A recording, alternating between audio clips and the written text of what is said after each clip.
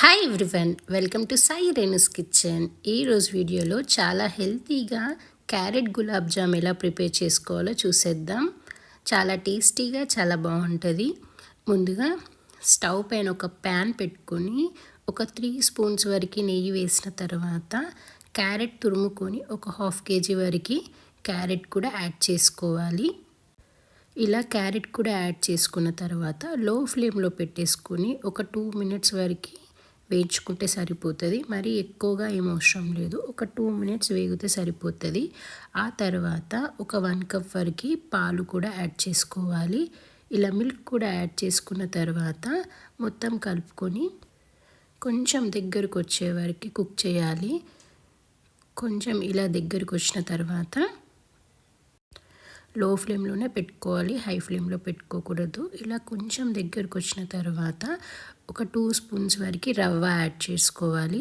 రవ్వ కూడా యాడ్ చేసి మొత్తం కలుపుకోవాలి. ఆ తర్వాత ఒక 4 స్పూన్స్ వరకు మిల్క్ పౌడర్ కూడా యాడ్ చేసుకోవాలి. ఇలా మిల్క్ పౌడర్ కూడా యాడ్ చేసుకొని మొత్తం కలుపుకోవాలి.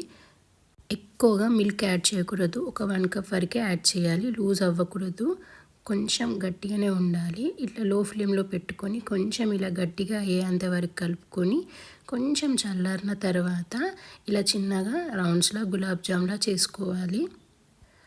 అన్నీ ఇలా ప్రిపేర్ చేసి పెట్టుకోవాలి. ఇలా ప్రిపేర్ చేసి పెట్టుకొని ఇది చాలా హెల్త్కి కూడా మంచిది. డైట్లో ఉండేవాళ్ళు కూడా తీసుకోవచ్చు. క్యారెట్ ఇదంతా హెల్తీ కాబట్టి తినొచ్చు, పర్లేదు. ఆ తర్వాత ఇలా ప్రిపేర్ చేసుకున్న తర్వాత స్టవ్ పైన ఆయిల్ పెట్టుకొని ఆయిల్ కొంచెం హీట్ అయిన తర్వాత లో ఫ్లేమ్లో ఆయిల్లో సరిపడే అన్నీ వేయాలి. ఇలా ఆయిల్లో సరిపడే అన్నీ వేసిన తర్వాత లో ఫ్లేమ్లోనే కాల్చుకోవాలి, హై ఫ్లేమ్లో పెట్టకూడదు. లోపల కాలదు కాబట్టి లో ఫ్లేమ్లో పెట్టుకొని కాల్చుకోవాలి.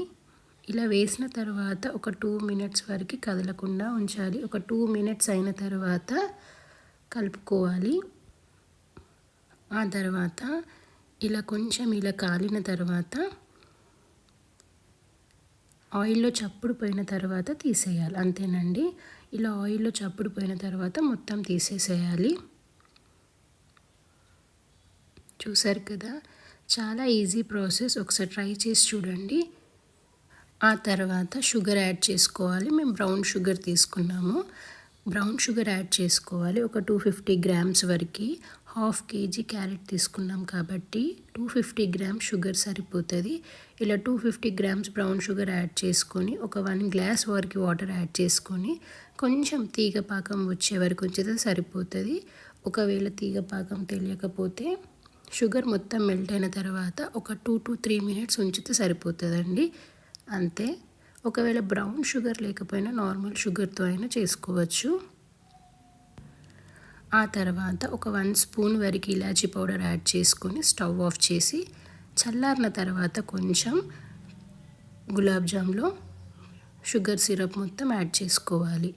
ఇలా షుగర్ సిరప్ మొత్తం యాడ్ చేసుకొని ఒక 10 to 15 మినిట్స్ వరకు షుగర్ సిరప్లో మొత్తం డిప్ చేసుకోవాలి. స్పూన్తో ఇలా డిప్ చేసేసి ఒక 15-20 మినిట్స్ అయినాక తింటే చాలా టేస్టీగా బాగుంటాయి. ఒకసారి ట్రై చేసి చూడండి. అలాగే వీడియో నచ్చినట్లయితే లైక్, షేర్, సబ్స్క్రైబ్.